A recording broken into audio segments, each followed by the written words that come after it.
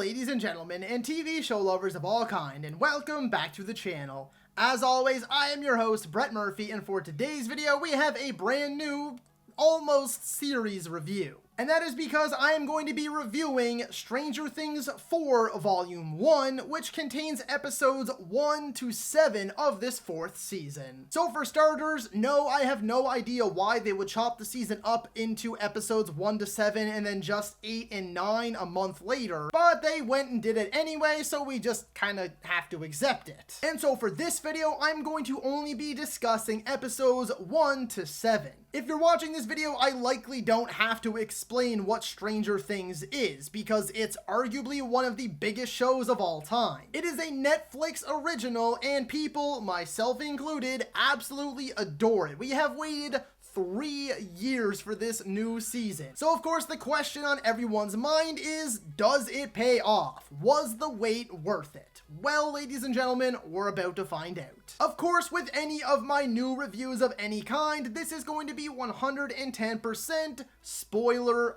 free, so you can proceed with confidence. Before I hop into the actual review itself, I just wanted to let you all know that I have an entire playlist dedicated to all of my new reviews. So be sure to check that out, and I guarantee you'll find something you like. And so without further ado, let's hop right into things. So the first positive that I wanted to draw attention to is the massive budget for this season. From what I remember hearing, this season had a budget of roughly like $30 million per episode, which is absolutely insane. But so far, based on those first 7 episodes, it is totally paying off. This show, for the most part, has always looked fantastic. The set design, the visuals, the creature design, all of it is top notch. Some of the industry's best, and it looks phenomenal. The Upside Down looks better, creepier, and eerier than ever. The 80s aesthetic is absolutely on point. So yeah, the big budget is working. I just really wanted to get that one out of the way first, because now we're going to be diving into the positives on the story and character side of things, again, avoiding spoilers.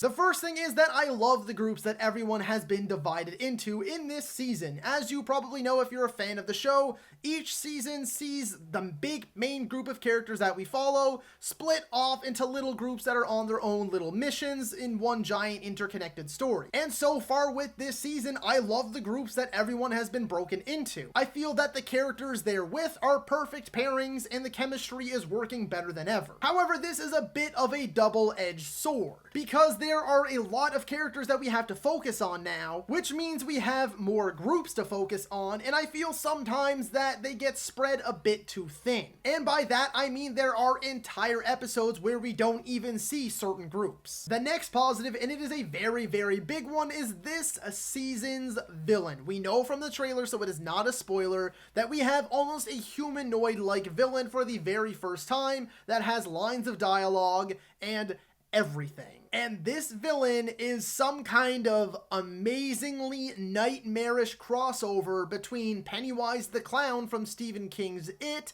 and Freddy Krueger from the Nightmare on Elm Street franchise. And so far, I am absolutely loving this villain. Truly a force to be reckoned with, and unlike anything we have seen in this show up to this point. The next point I wanted to make note of is the progression of the story since season 3. We start off with a nice little 1-year time jump, and I really do like where pretty much everyone is. Where their relationships are, where their lives are. Our main group is now in high school, and I like how they incorporated some more high school-ish things in here. High school is a very important time in someone's life. It's really where you find out who you are and who you're going to be, but it is also a very harsh and unforgiving world. High school is a whole nother level, and I like how that is really explored here. And it's also just nice to see where everyone is, given that season 3 ended with the Byers moving and Hopper being presumed dead, and all of these other little things like Robin and Steve going to work at the video store. And I think that the progression, the time jump, and all of it it went where it needed to go, and I think that it worked really well for them. The next thing that I truly do applaud is how the Duffer Brothers and whoever else is involved in the writing process and the directing process and producing and all that have continued to expand upon the world and lore of the Upside Down in really refreshing and exciting, creative new ways. So the fact that they're still doing that all these years later, I just have to give them some props and a round of applause. The next bit I wanted to touch on very briefly is the horror elements in this season so far. We were told in the build-up that this is a very dark and far more mature season than the previous three, and that is a severe understatement. This season is essentially a full-blown horror movie, and there are some really dark and twisted things in here that I am actually genuinely shocked they were able to show and that they got away with. Which is a good segue into my next point, which is really just a continuation of the point that I just mentioned, and that is that this season is definitely much darker and much scarier than anything we've had before. Yeah, no.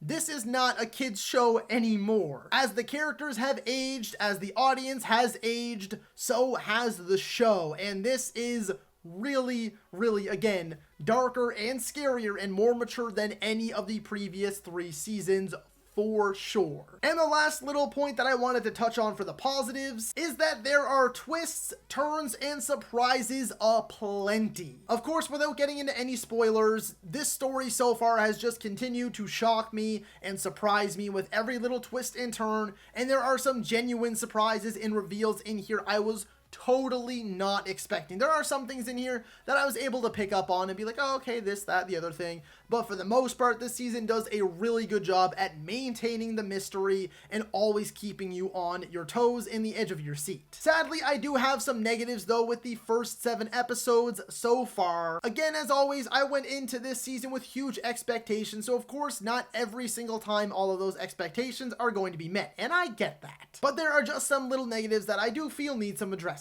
The first one might be a bit more nitpicky than some people were hoping for, and I'm not going to get into any spoilers or anything like that, but what they have done so far with Nancy and Jonathan's relationship, I just personally have not been a big fan of. I just feel like that is a relationship that has steadily been built upon since the first season. The seeds were planted, it grew, it blossomed in the second season. In the third season, they hit a bit of a rough patch, but they ended on such a high and strong note that I don't agree with where they took that relationship so far, at least, in this season. The next point is that somehow, despite these episodes' incredibly lengthy runtimes, which I will touch on, there is still some moments that are really exposition heavy. Now, there is one bit in one of the later episodes, because I'm trying to shroud it in mystery as much as possible, but there is a really giant explanation for something, and I'm not talking about that in particular, because I don't think there's really another way that they could have done that, but there are just some moments that I'm kind of surprised